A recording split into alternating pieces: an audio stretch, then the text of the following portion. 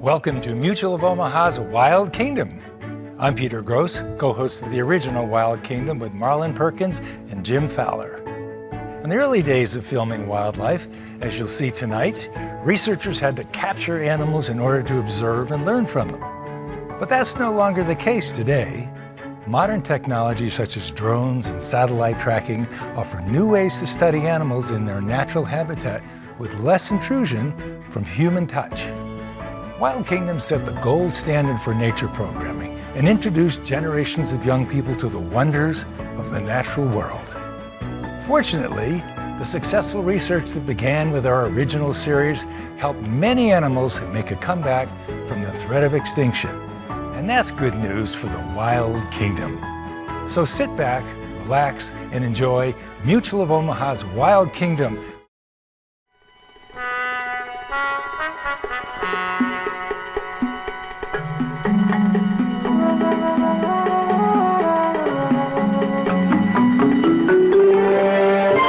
Mutual of Omaha's Wild Kingdom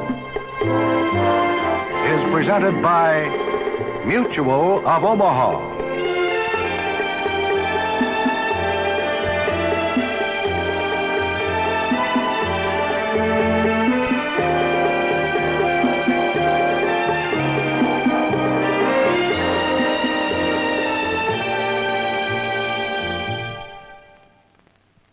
Welcome to Mutual of Omaha's Wild Kingdom.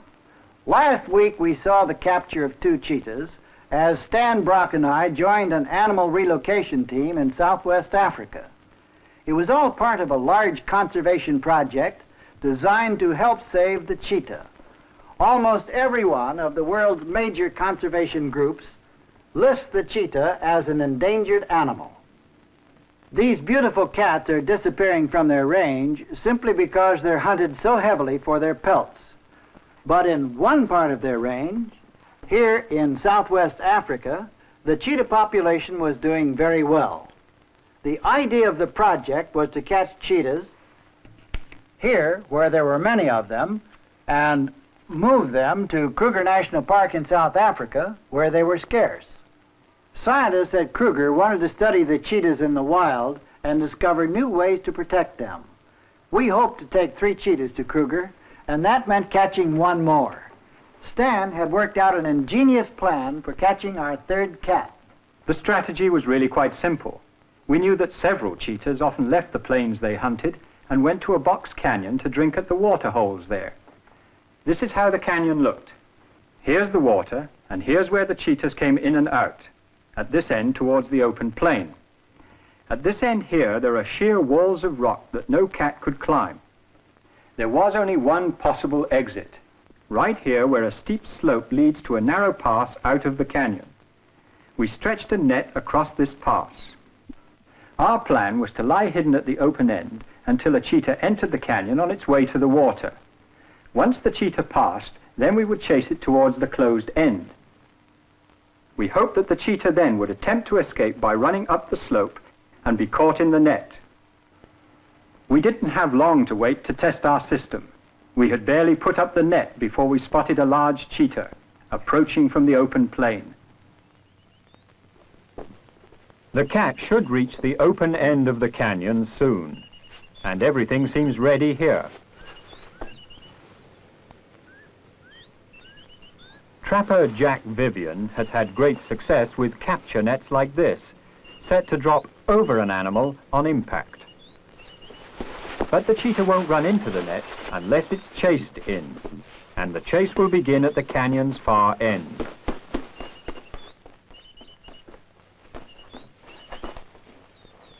This slope is the cat's only escape route from the canyon's closed end, and our plan is to chase the cheetah up the incline into the net.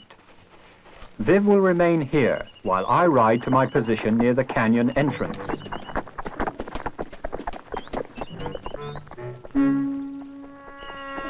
The idea is to let the cat enter the canyon and then move in behind it, forcing it toward the net. The steep rock walls will give it no choice but to continue moving forward.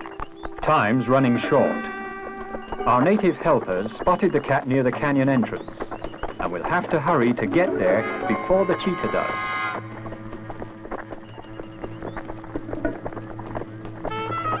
If the cat sees us, it'll head back onto the open plains where we could never catch it.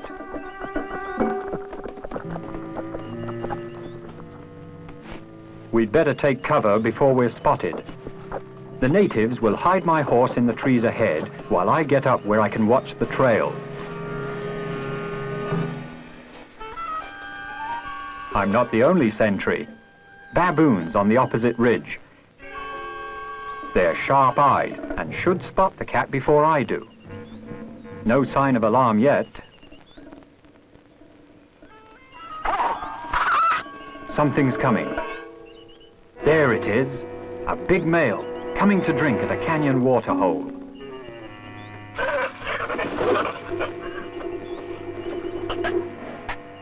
He's just below, but he hasn't seen us. Good, he's gone past. Now we can get behind him.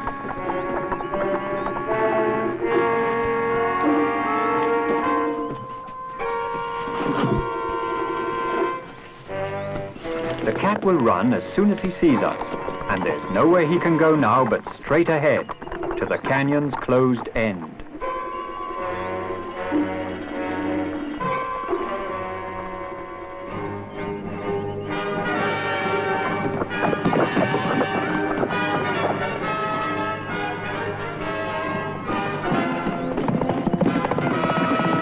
If I can keep the pressure on, he should head straight into the net.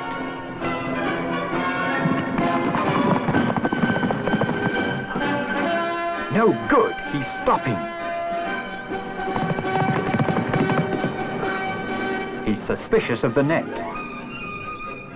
But with the rocks on one side and the water hole on the other, there's nowhere he can go but into the net or the water. We'll force him to make a choice. These cats won't attack man except as a last resort.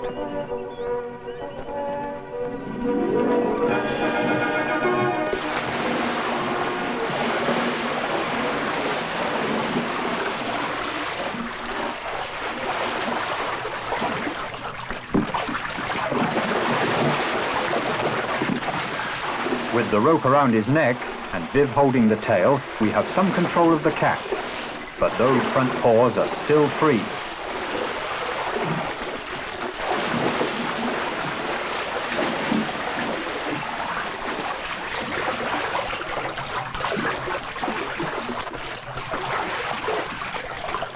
The ropes will come off if he gets too much slack. But we must let him get back onto the rocks before we can rope the other paw.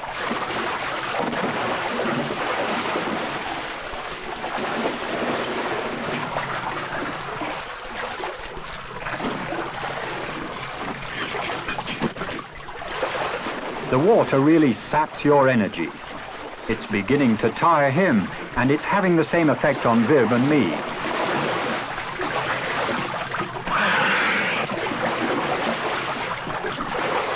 He looks exhausted, and we are too.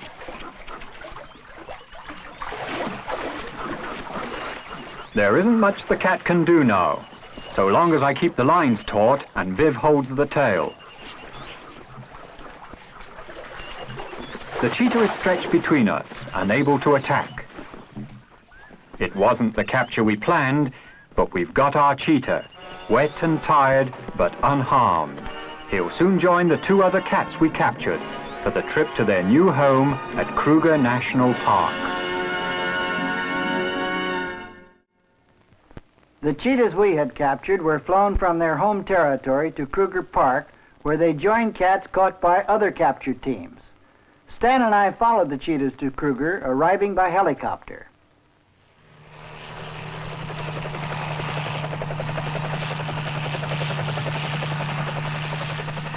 This is where the final phase of the relocation project begins.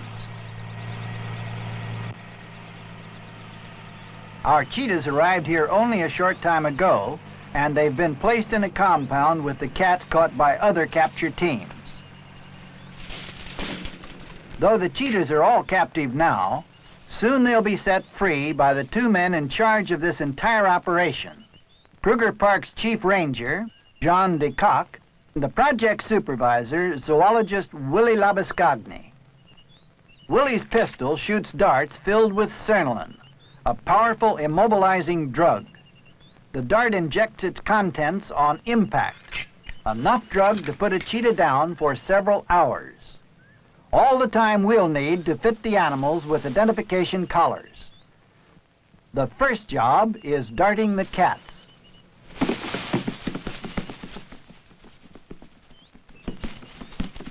All but the 3 cats we sent here are wearing the numbered collars and color-coded ear tags that will aid in field identification. They're nervous in these cramped quarters, and territorial disputes are common. But the cheetahs won't attack us, so long as we don't crowd them too much. Willie will move into firing position and let Jan drive the cats past him. Cheetahs are unique in their respect for man. You'd never try this with the other great cats, leopard and lion. That's one of the cats we captured. It hasn't been tagged yet. The dart bounced out, but the drug was injected instantly. Now for the second cat.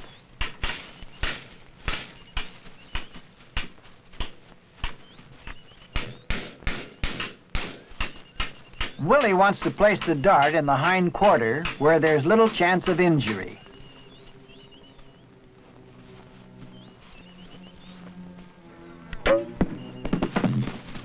The drug will work fast, blocking the cat's control of its muscles.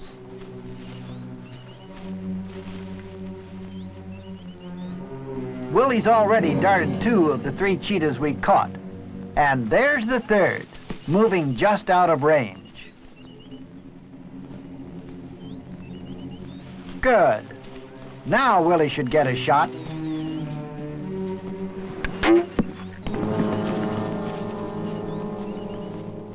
There's nothing to do but wait. It shouldn't be long.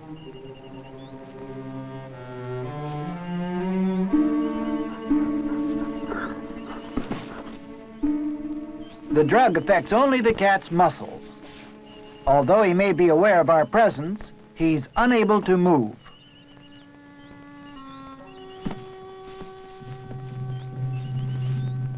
Looks like another cat's about to fall.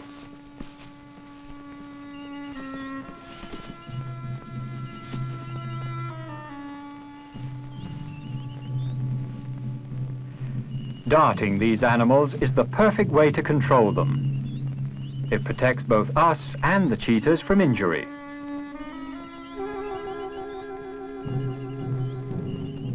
The cheetahs all receive a large dose of antibiotic, insurance that these cats will remain healthy once we release them in the park.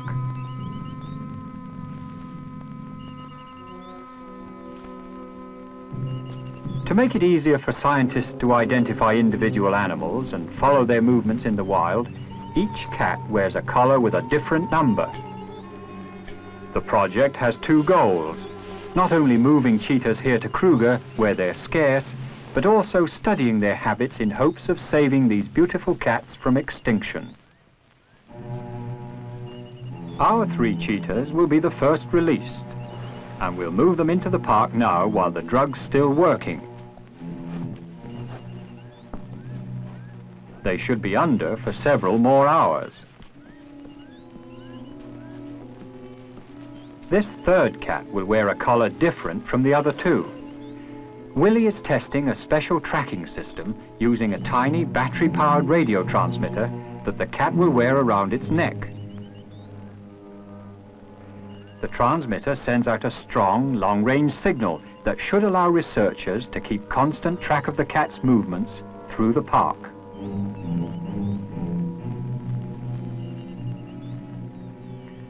Once the wires from the batteries are connected, the transmitter should begin broadcasting. It's still an experimental technique, but if it works on this cat, it'll work on others. Willie will test the system today, and the first job is checking for a signal. It's coming in strong. For our field test, we'll release the cheetah and then try to find the cat by tracing its radio signal as it moves through the vast park.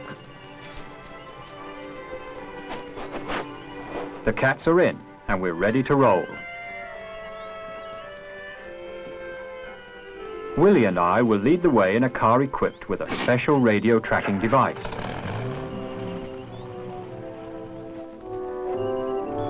The cats will be released deep in the park in what should be ideal cheetah country.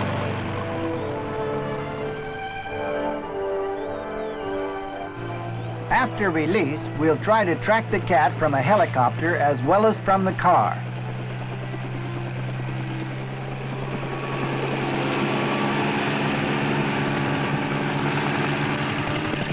Pilot Dick Kaiser heads into the huge park where wild animals roam through thousands of square miles of rugged country.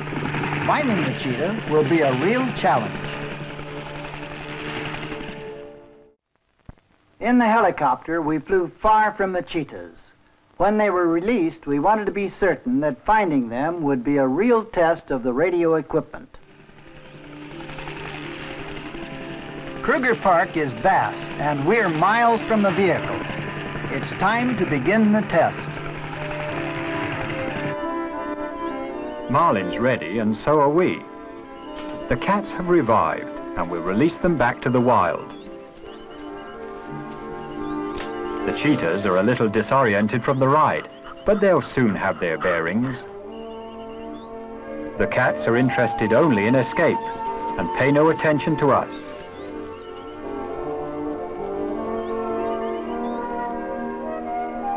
Here's the cat we wired for sound.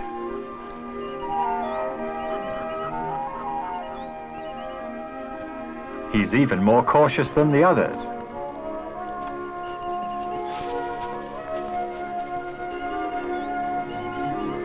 He'll soon be out of sight, and it's time to notify Marlin that the cheetahs have been released, and the test of the radio tracking system can begin. We'll know before long whether it works. The cheetah release point is about 20 miles from our helicopter, but the cat's electronic trail should lead us right to him. This park is just full of life. Impala. These graceful antelope will be the cheetah's principal prey. Now to look for our cat. Dick will maneuver to keep our directional antenna pointed for the strongest signal, so we'll know we're headed toward the transmitting cheetah. We're receiving loud and clear now, and that means the cat is straight ahead. The signal leads the way like a beacon. We're passing over more Kruger wildlife. Ostriches. These are among Africa's fastest runners, but the swiftest is the one we're after, the cheetah. Dick has seen a sudden movement below.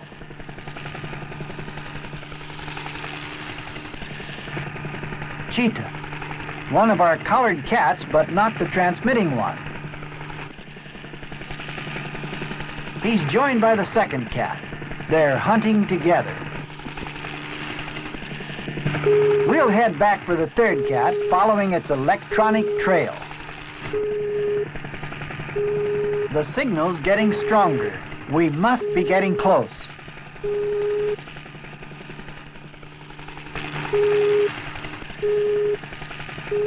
There's our cat.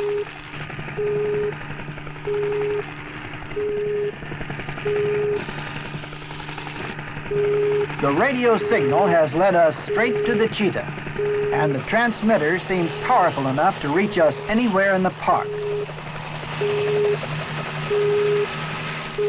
With a helicopter, we can locate the cat easily.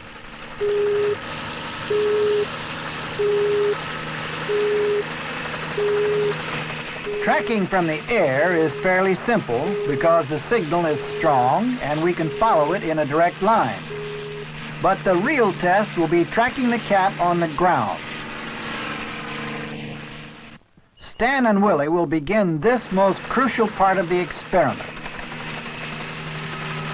Our work is finished, and we'll head back to base.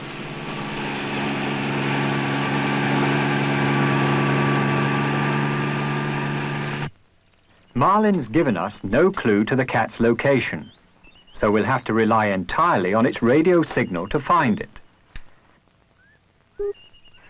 We'll know we're heading for the cat when the signal becomes stronger.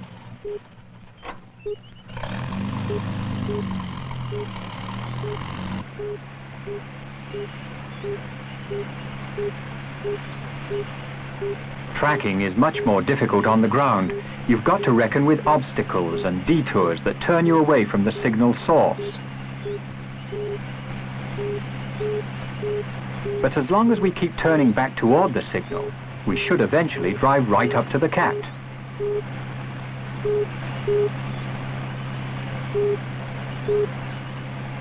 Judging from the signal's strength, we're still some distance from the cheetah, and it seems to be moving into rugged country.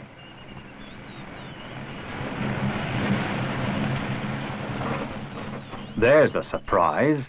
Resting in the shade of a tree ahead, the other two cheetahs. With their numbered collars on, these cats are identifiable as individuals. From chance sightings like this, researchers can now tell which cat they're seeing, plotting each cheetah's movements through the park and learning the habits of these graceful hunters.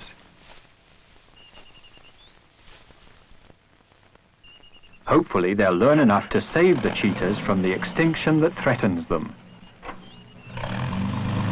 If our radio experiment is successful, researchers won't have to rely on chance sightings. They can track individual cheetahs, each sending its own distinctive radio signal.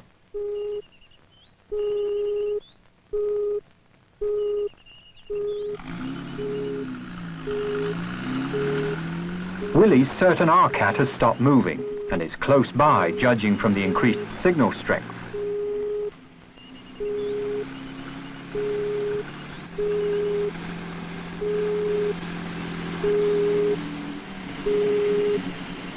It's worked like a charm. We found our cheetah guarding a fresh kill, an impala. The experiment's a success. The radio signal has guided us through the park, right to the big cat's transmitter. Willie and his fellow scientists now have an important new tool, a tool that will help them meet the challenge of saving these great cats from extinction. The challenge of the cheetah.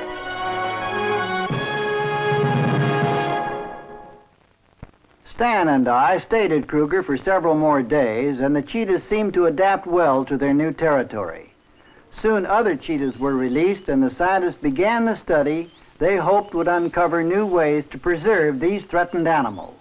But the cheetah cannot be saved without everyone's help. These magnificent cats are vanishing for one reason only. They are hunted ruthlessly and illegally for their pelts. Every time a cheetah coat is sold, poachers kill more animals, often cruelly, to maintain the supply of skins. Only by refusing to buy coats made from the fur of these spotted cats can we preserve them as part of the heritage that belongs to all of us in the wild kingdom.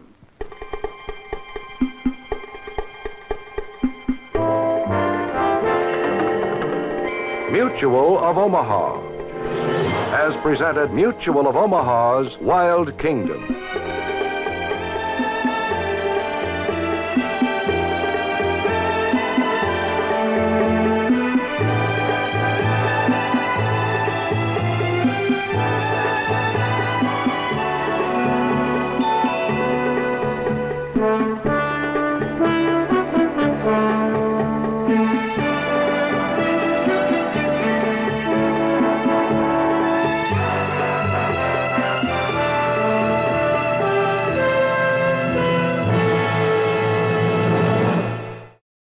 Like what you saw? Follow us on Facebook, Instagram, and YouTube for more exclusive content. And visit our website at wildkingdom.com.